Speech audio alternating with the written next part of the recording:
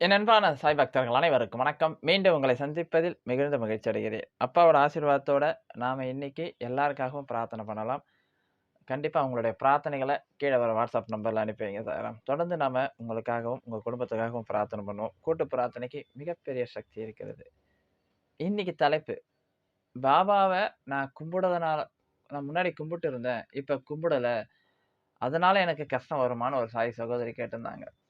பாபாவ முன்னாடி கும்பிட்டு இருந்தாங்களாம். ஆ நல்லா இருந்திருக்காங்க. யாரோ அந்த யூடியூப் சேனல்ல ஏதோ பாபாவ கும்பிட்டா கஷ்டம் வரும்ன்னு கேட்டு, இவங்க ஐய்யயோ! பாபாவ கும்பிட்டா நமக்கு கஷ்டம் வருமா? அப்படின்னு பயந்து பாபாவ கும்பிடுறத விட்டுட்டாங்க. ஆனா அதுக்கப்புறம் தான் அவங்களால தாங்க முடியாத கஷ்டங்கள் வந்திருக்கு. உடம்புல நோய் வந்திருக்கு, நெறைய வந்திருக்கு. அவங்க நமக்கு மனம் வருந்தி ஏன்னா இதனால தான் நான் பாபாவ கும்பிட இருக்கும்போது நல்லா இருந்தேன். ஆனா பாபாவ கும்பிடாததுல நமக்கு இந்த பிரச்சனை வந்திருக்குமா? பாபா அப்படி சோதிப்பாரா? அப்படின்னு கேட்டிருக்கிறாங்க. முதல்ல அவங்க வாய்ஸ் மெசேஜ் கேட்டுடலாம். ஃபுல் வாய்ஸ் மெசேஜ்ல அதுல ஒரு குறிப்பிட்ட பகுதி மட்டும். ஏன்னா ஃபுல்லா நெறைய டீட்டெயில் சொல்லியிருக்கிறாங்க. நாம அதெல்லாம் வேண்டாம். முதல்ல அவங்க என்ன சொன்னாங்கன்றத பார்த்துக்கலாம். நான் வந்து ஒரு தப்பு பண்ணிட்டேங்க சார். நான் பாபாவ தான் வழிபட்டுக்கிட்டு இருந்தேன். ஆனா என்னோட முட்டாள்தனத்தால நான் ஒரு யூடியூப் சேனல பார்த்து பாபாவ கும்பிட்டா கஷ்டம் வரும் அப்படின்னு சொல்லிட்டு சொன்னாங்கன்னு சொல்லி அத நம்பி நான் பாபா வழிபாட்டுலேருந்து விலக ஆரம்பிச்சுட்டேன் சார். நான் பாபாவ வணங்குன வரைக்கும் நான் நல்லா இருந்தேன் சார். பாபா விட்டு விலகுனதுக்கு அப்புறம் தான் சார் எனக்கு இந்த நோய் வந்தது. அப்பயும் நான் நிறைய தடவை யோசிப்பேன். நம்ம விலகுனாலும் பாபா நம்மள கைவிட மாட்டாரு. நமக்கு ஏன் இப்படிப்பட்ட ஒரு நோய் வந்தது அப்படி. இந்த ஆடியோ கேட்டிருப்பீங்க. பாபாவ கும்பிட்டு இருக்கும்போது நல்லா இருந்திருக்கிறாங்க சார். உண்மதான் அது. பாபாவ விட்ட உடனே நமக்கு ஏன் இந்த பிரச்சனைகள் வருது? ஆனா பாபாவ கும்பிட்டத நான் விட்டாலும் பாபா நம்மள கைவிட மாட்டார்ல. ஏன் பாபா நம்மள கைவிட்டு இவ்வளோ பெரிய பிரச்சனையில மாட்டி விட்டாரோ? அப்படின்னு பயமா இருக்கு. திரும்பி அவங்க பாபாவ கும்பிட ஆரம்பிச்சிருக்கிறாங்க. இந்த சந்தேகம் நீங்க யாராவது அது மாரி அனுபவிச்சிருக்கிறீங்களா? முன்னாடி பாபாவ கும்பிட்டு இந்த யூடியூப் சேனல தொறந்தே நான் ஒரு விஷயத்த நான் திரும்பவும் சொல்றேன். யூடியூப் சேனல்ல போறது 99% பொய். உண்மைதான் சொல்றேன். 99% பொய். அத நல்லா புரிஞ்சுக்கங்க. அவங்க கதைக்கு ஏதாவது சொல்லிக்கின்னே இருப்பாங்க. வாழ்க்கைய ரியலா வாழறவங்களுக்கு மட்டும் தான் அதோட உண்மையான வார்த்தைகள் தெரியும். யூடியூப் நம்புனீங்கன்னா, வாழ்க்கையில நீங்க முன்னேறவே மாட்டீங்க தவிர. உண்மையிலே சொல்றேன். நீங்களாவே இருங்க. அதான் ரொம்ப நல்லது. ஏன் இத சொல்றேன்னா, நெறைய விஷயங்கள் இப்ப நான் யூடியூப் பார்க்கறதில்ல. அதனாலயே நான் எப்பயுமே யூடியூபே இப்பலாம் பார்க்கறதில்ல. ஏன்னா, எனக்கு அவ்வளோ வேலைகள். நம்ம அந்த காலையில பூஜை, ஈவினிங் பூஜை, 3 வேள பூஜை, அதுக்கப்புறம் மக்கள சந்திக்கிறது, நம்ம சாய் பக்தர்கள சந்திக்கிறது, அன்னதானத்துக்கு வேலை. இந்த வேலையில யூடியூப் சேனல் உண்மையிலேயே நான் நெறைய எதையுமே பார்க்கறதில்ல. நெறைய பேர் எனக்கு அனுப்புறீங்க. நான் பார்க்க முடியாத சூழ்நிலை. அதையும் சொல்லிர்றேன். பாபா கும்பிட்டுக்கின்னே இருக்கிறோம், நல்லா இருக்கிறோம். இப்படி ஏதாவது யாராவது சொல்லி பாபாவ விட்டுட்டோம்னா, நமக்கு துன்பத்த பாபா குடுப்பாரா? கண்டிப்பா குடுக்க மாட்டார் சார். 100% நம்மள பாபா அப்படி விட்டுட்டு போக மாட்டார். பாபா சொல்லுவாரு, "ஒரு முறை நீ ஏற்றுக்கொண்டாலும், அதோட நீ என்ன விட்டாலும் நான் உன்ன விடமாட்டேன்னுவாரு பாபா." இந்த சகோதரிக்கும் அப்படிதான் பாபா கைவிட மாட்டார். பாபாவ கும்பிடும்போது நம்ம கர்மாக்கள் நம்மள விட்டு விலகும். உண்மையிலேயே நம்ம கர்மாக்கள் நம்மள விட்டு விலகிடும். அப்ப நாம நல்லா இருப்போம். ஆனா இந்த கர்மா விலகி போயிடுச்சுன்னா ஒரேடியா போயிடாது. கடவுளோட சக்தி அத தடுத்து நிறுத்தியிருக்கும். கர்மாக்கள் நம்ம கிட்ட வராம தடுத்து நிறுத்தியிருக்கும். நாம அதுக்காக பாபாவுக்கு பூஜை செய்வோம், அவரோட பேசுவோம், அவருக்கு படையல் போடுவோம், எல்லாமே பண்ணுவோம். இப்படி பாபா கூட நம்ம தொடர்ந்து இருக்கும்போது, நமக்கு எந்த பிரச்சனையுமே வராது. கர்மாவால பாதிப்பு நமக்கு அவ்வளவா வராது.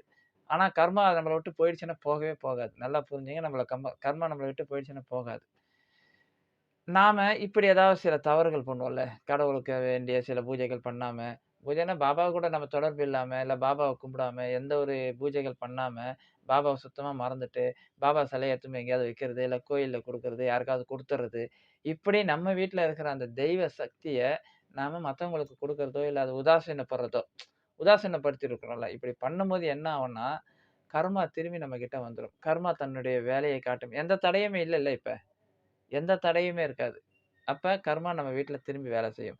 திருப்பி பிரச்சனைகள் வரும். திரும்பி நோய்கள் வரும். திருப்பி கடன் வாங்குவோம். கடன் பிரச்சனை வரும். கல்யாணம் ஆனா குழந்தை பொறக்காது. இப்படி பல பிரச்சனைகள அந்த அவங்க நெறைய அனுப்பியிருக்கிறாங்க. அவங்க சொன்ன விஷயம்லாம் உண்மையிலேயே காது குடுத்து கேட்க முடியல. அவ்ளோ கஷ்டத்துல இருக்கிறாங்க. அவ்ளோ கஷ்டத்துல இருக்கிறாங்க. ஆனாலும் அவர்களுக்கு ஒரு நம்பிக்கை. திருப்பி ஒரு நம்பிக்கை தோணுது. ஐயோ! பாபாவ கும்பிடாம விட்டதுனால இந்த பிரச்சனை வந்ததா? கண்டிப்பா பாபாவ கும்பிட்டதுனால உங்கள இவ்வளோ பெரிய இதுலேருந்து காப்பாத்தியிருக்கிறார்.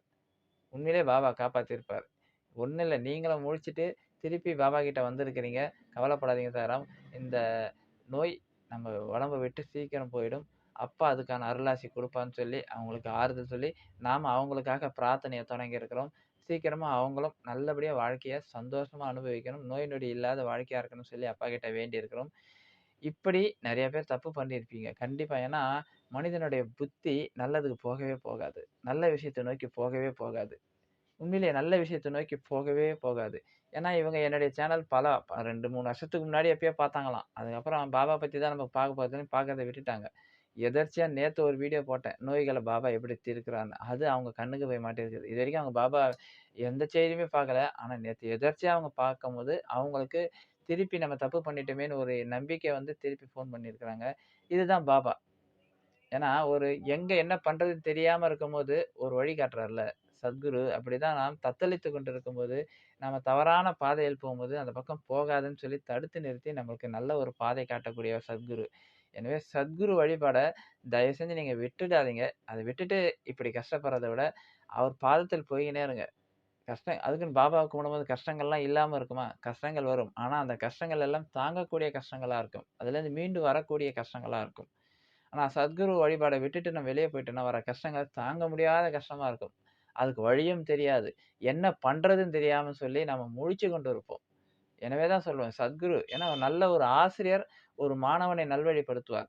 நம்மளுடைய சத்குரு நம்மள நல்ல வழிப்படுத்தி, நம்ம வாழ்க்கை என்னும் பெருங்கடலை நீந்தி போவதற்கு ஒரு படகோட்டியா நம்ம கூட வருவார். காட்ட தத்தளித்துக் கொண்டவருக்கு நல்ல வழிகாட்டி அந்த காட்ட விட்டு வெளியே கொண்டு வருவார். உண்மையிலேயே சத்குரு வழிபாடை யார் நீங்க வணங்குகிறீர்களோ, அவர்களுடைய வாழ்க்கை வசந்தமாக மாறும். இது 100% உண்மை. கண்டிப்பா உங்களுடைய வாழ்க்கைய அப்பா மாற்றிக் காட்டுவார் என்று நானும் உங்களுக்காக பிரார்த்தனை பண்றேன் சாய்ராம். ஓம் சாய்ராம்.